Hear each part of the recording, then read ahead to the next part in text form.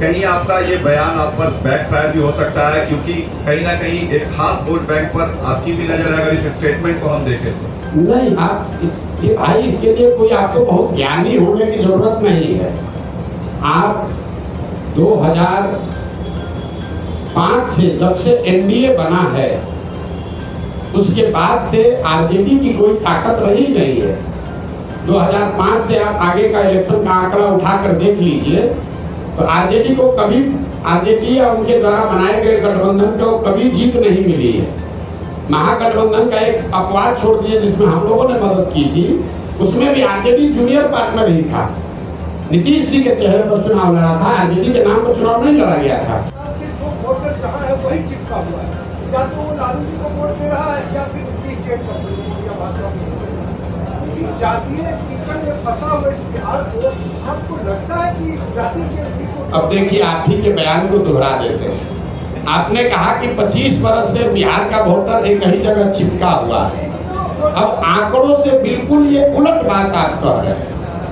2014 से पहले भाजपा यहाँ पर कोई उसका वजूद नहीं था। 14 में भाजपा नीतीश कुमार से अलग हटकर अपना गठबंधन बनाकर 30 से ज्यादा एमपी जीत गया, तो कैसे वोटर चिपका हुआ है।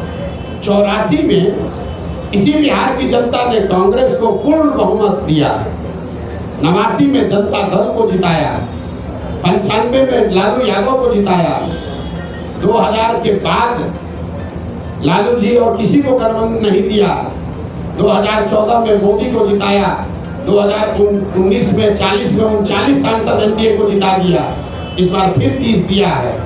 और आप कह रहे हैं कि भाजपा वोटर कीचड़ में फंसा हुआ है। अगर कीचड़ में फंसा होता तो लालू जी, कांग्रेस 84 के बाद से यहाँ 0 पर कैसे आ जाती? लालू जी 54 में 53 एमपी जीतने वाले 0 पर कैसे आ गए?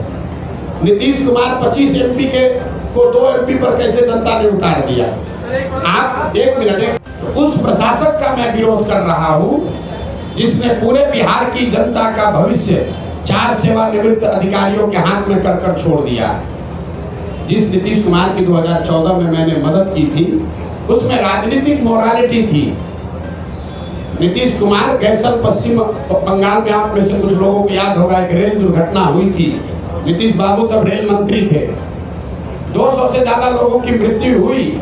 नीतीश कुमार ने रेल मंत्री पद से वाजपेयी की सरकार में इस्तीफा दिया था। मैंने उस नीतीश कुमार की मदद की थी।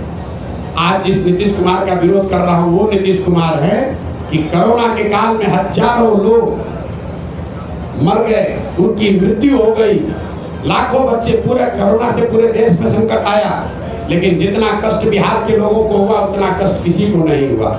लाखों बच्चे बिहार के रोड पर मारे मारे फिर रहे थे और आपको मालूम है नीतीश कुमार बंगले से नहीं निकले, इसलिए नीतीश कुमार का विरोध कर रहे हैं। तीसरा, नीतीश कुमार का इसलिए विरोध कर रहे हैं, 2015 में 14 में नीतीश कुमार चुनाव नहीं हारे थे। लोकसभा में उनके दल को चुनाव लोगों ने हराया था, उनके दल को 2 एमपी मिला था। नीतीश कुमार के पास 117 विधायक थे, उनको बहुमत था, फिर भी उन्होंने पद छोड़कर मांझी जी को मुख्यमंत्री बनाया था कि भाई जनता का विश्वास हम पर नहीं है तो दूसरे को मुख्यमंत्री बनना चाहिए। आज उस नीतीश कुमार की मैंने मदद की थी। आज जिस नीतीश कुमार का विरोध कर रहे हैं वो नीतीश कुमार है जो चुनाव हार गया है। 243 के विधानसभा में 42 विधायक जीता है इस आदमी का, और कभी लालटेन पर लटक कर, कभी कमल पर बैठकर ये आदमी राज कर रहा है। जिस दिन परिणाम आपके सामने खुलासा कर रहे हैं, जिस दिन 2020 का चुनाव का परिणाम आया, नीतीश कुमार अपना फोन का रिकॉर्ड जारी कर कम से कम 3-4 बार हमसे बात किया। इस शख्स ने 3-4 बार हमसे बात किया। हमने इनको सलाह दिया कि आपको 42 विधायक आया है, मत बनिए मुख्यमंत्री, जनता के आदेश का उल्लंघन होगा। 6 बजे तक आप लोगों को भी जानकारी होगा, शाम में 6 बजे तक कहते रहे नहीं बनेंगे, 6:30 बजे फिर वही जाकर मुख्यमंत्री बन गए। इस नीतीश कुमार का विरोध कर रहा हूँ। तो अच्छे प्रशासक का समर्थन किया था, नैतिकता वाले राजनेता का समर्थन किया था, बिहार को सुधारने वाले व्यक्ति का समर्थन किया था। जिसका विरोध कर रहा हूँ वो उसका विरोध है जो कि जिसकी एक ही प्राथमिकता बची है, किसी भी तरीके से फेविकॉल लगाकर कुर्सी पर बैठे रहो, बिहार का जनता का जो होता है होने दो। आपने कहा कि आपकी जो चौथा तुरंत है जेपी के बाद हमें लगता है कि आप कुछ कीजिएगा बिहार में। ये बताइए नीतीश जी में क्या खूबी और खराबी हो गई जो आप उनको छोड़ दिए, और अभी तो लाए थे उसको। नहीं, नीतीश जी को हम नहीं लाए थे। नीतीश जी को 2005 में बिहार की जनता लेकर आई थी। आपका ये सवाल ठीक है कि जिस बिहार में हमने नारा दिया बिहार में बहार हो नीतीश कुमार हो, आज हम उनके विरोध में क्यों खड़े, ये जायज सवाल है। 2000 यहाँ बैठे हुए हर व्यक्ति और आपके जरिए बिहार की जनता को ये बताना चाहते हैं कि 2014 के नीतीश कुमार और 2024 के नीतीश कुमार में जमीन आसमान का फर्क है। 2014 में जिस नीतीश कुमार की हमने मदद की थी, उसकी छवि बिहार में सुशासन बाबू की है, ऐसे प्रशासक की है जो बिहार को सुधारने के लिए प्रयास कर रहा है। बिहार बहुत अच्छा नहीं हुआ था, लेकिन सुधार की एक प्रक्रिया शुरू हुई थी, लोगों का एक विश्वास बनना शुरू हुआ था कि बिहार में भी शायद सुधार हो जाए।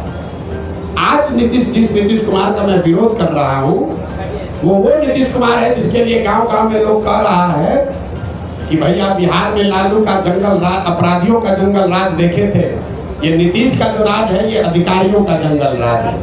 यहाँ बैठा हुआ हर पत्रकार जानता है ये पूरी व्यवस्था, पूरा सरकार, चंद अधिकारी, कोई विधायक मंत्री भी नहीं चला रहा है। आपको कैमरे पर कह रहे हैं, कोई विधायक मंत्री नहीं चला रहा है, चंद अधिकारी, वो भी सेवानिवृत्त अधिकारी सलाहकार बनकर बैठ गए और पूरे 13 करोड़ लोगों के भाग्य विधाता बनकर बैठ गए हैं। ना वो उनका नौकरी है, नौकरी से रिटायर हो चुके, जनता ने उनको चुना नहीं है, और पूरे बिहार को 4 अधिकारी मिलकर चला रहे हैं। नाम आपको पता है, नाम लेकर हम उनको ग्लोरीफाइड नहीं कर रहे हैं, लेकिन आपके जरिए जरूर बताना चाह रहे हैं कि 13 करोड़ बिहार के लोगों का भविष्य सेवानिवृत्त 4 अधिकारी मिलकर नहीं तय कर सकते हैं। बिहार की जनता को इतना मूर्ख मत समझिए, चुनाव आने दीजिए, कोई नहीं बचने वाला। प्रशांत जी, एक सवाल है 176 विधानसभा में भाजपा और एनडीए को बढ़त है, तो हमारा अगर मुकाबला है तो जो 176 में आगे है उससे मुकाबला होगा कि जो 50 सीट में आगे है उससे मुकाबला होगा। तो ये तो हमारे आकलन का विषय नहीं है, ये तो फैक्ट है।